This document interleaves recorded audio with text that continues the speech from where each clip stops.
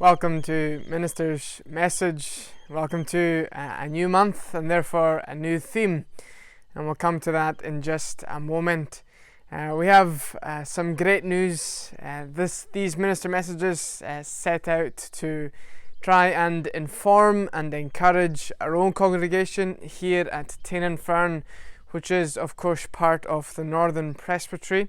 And this week we have had the great delight in having an induction service for a new minister into our presbytery up at Bonar and Lairg Free Church. Rev Ben Fiddian has become the minister of that congregation. So please keep in your prayers Ben, his wife Hannah, and their 3 children, for Gwyneth and Anwin and for Bethan. We went up there on Tuesday night for that service. Reverend Duncan MacLeod from Dornoch took the service and preached on the parable of the sower. He went through all the different types of rocky ground or thorny ground or the pavement where the seed can end up falling, but also it falls onto that perfectly cultivated soil, the soil that is ready for the seed to fall onto it. And that is our prayer for Ben's ministry in Bonar Bridge and Lairg, that as he preaches the gospel, that those who come to hear it, their hearts have been prepared to hear it and to receive it, and that they too would grow as Christians, as the Lord's people. So please be encouraged. The Lord is working. The Lord is moving. Even in these dark and difficult days, we are seeing the light. We are having great encouragements. But you may wonder why I'm standing in front of Hilton Primary School. I've not had to venture very far for my recording this week, just across the road, but I'm here for a reason, because we've come into the month of July, and so therefore we're on to a new theme. We were looking at Moldova throughout June, but I thought in July I would try and get in touch with various Christians from around the area here, but also around the country and maybe further afield. And I thought I would find these Christians in their own workplaces. So this week, Stephen Campbell, he actually spoke at my induction here when I became the minister, assistant minister at Fern, and he is now a teacher in Laxdale Primary School on the Isle of Lewis. And Stephen speaks to us about being a Christian teacher in school. First of all, I just want to thank Mowgli for giving me this opportunity to speak on Minister's Message, to talk about my role as a school teacher and being a Christian in the classroom. Started off here with my face mask, just really as a reminder for myself and as part of this message of how challenging the last year has been, really working in a school with all the COVID restrictions. Pupils have done tremendously well to adhere to everything, all the social distancing guidelines and the hand washing and so on, and being a part of that and helping them and guiding them through the pandemic in the classroom has been a real privilege, really. As a Christian, obviously everything is done through a lot of prayer, a lot of trust in God that He is in control of everything, and being able to look after these children at a time like this has just been a real joy to be such a part of their lives. Ultimately, as a Christian, I have faith that God is in control of everything, and that includes global pandemics. It includes my role here, all the various subjects that I teach to primary children, and that is certainly something that has had to be heavily relied upon in the last year or so. In general, I would say it is an overwhelming privilege to be a Christian school teacher, to just show as much as possible the love of Jesus, the care of Jesus towards children, to love them, to guide them, to try and be patient with them, to try and show all these Christian qualities. It's not exactly my place to be preaching to them, to be trying to convert them, to try and turn them into little Christians. That is at all not my role. My role is to educate them to the best of my ability and to the best of their own abilities. But as a Christian trying to do that, that is where things would obviously change slightly from a teacher who's not a Bible-believing teacher.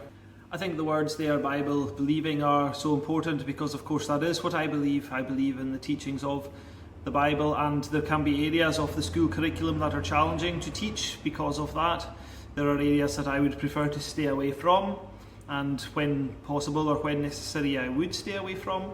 But there are of course lots of areas of opportunity, such as religious festivals like Christmas and Easter. It's great to be able to bring out the Bible, to have the children studying and learning the Bible, to sing hymns and praise songs, and just to show them the love of Jesus at times like that, when it is in line with the curriculum, is a real blessing. It's not the case in all schools, but in the school I work in, we'll start every day with the Lord's Prayer. We'll say grace before lunch every day, and there are children who choose for whatever reason not to join in with that, but they respectfully appreciate what is going on. But that is just immense, really, to start every day with the Lord's Prayer, with so many young people saying the words of our Lord himself. And it is a great honour, really, to be standing in front of a class reciting the Lord's Prayer. On a personal note, it's fantastic to do that as well. It's easy in the busyness of life to overlook my own personal time, reading the Bible, my own prayer time in the morning. So when it's part of the school routine, it always just brings it back to me how it is something I should be doing myself and not just a part of a classroom life.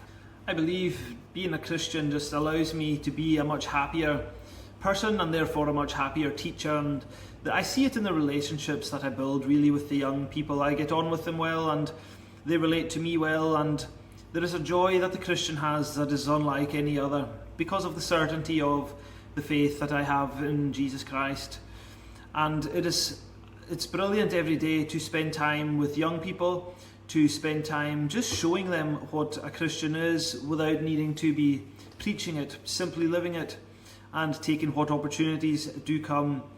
Also in school, there's lots of opportunity to build relationships with families, which is something obviously important for a Christian to do as well. Over time, as these family connections and relationships build and develop as well, you never know what opportunities are going to come.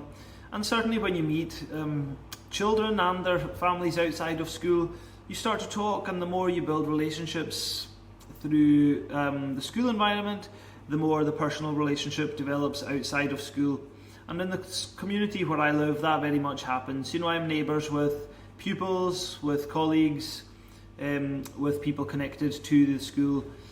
So it's great building relationships with them outside of school. I have enjoyed immensely watching Minister's Message and following its progress over the last year, and I have come across so many wonderful people and organisations through it, and it's a great joy for me to become a part of it, to share my story, to share a little bit of being a Christian teacher in school. School time, the end of a school year, is very busy. There's lots of changes, classrooms move, staff come and go, pupils move on, and at the end of the school year, with all the busyness and the mayhem that's going on, there's nothing better than just remembering that Jesus is in control of it all. When everything is getting a bit chaotic, a bit rushed, everyone's becoming a bit flustered, just to get everything tied up for the school holidays.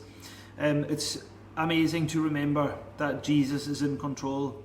It's great to do messages like this because it forces me to remind myself of the great joy and privilege of what being a Christian teacher is in a school, and it's easy to forget that in amongst the mundane routine of the day sometimes. So I do thank you, Mowgli, and I wish all the congregation of Tain and Fern and everybody who watches this further afield God's blessing over the next few weeks and months, and I would encourage you all just to stay safe, to love and look after one another, and always to remember that God is in control.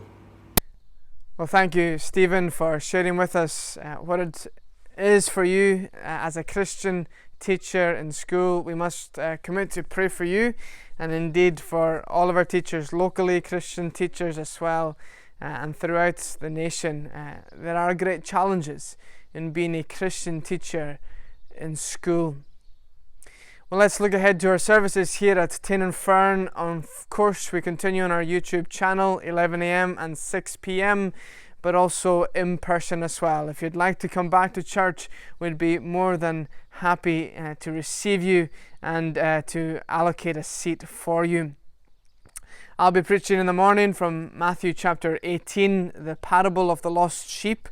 Within the Gospels there are two parables of the lost sheep. In Luke 15, there Jesus is talking about the unsaved, those who are not part of the flock, and the shepherd goes out looking for them to bring them into the flock.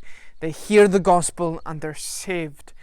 But in Matthew chapter 18, it is addressed to the Christians, those who are already part of the flock, but one of the sheep have strayed and they've wandered away from the flock.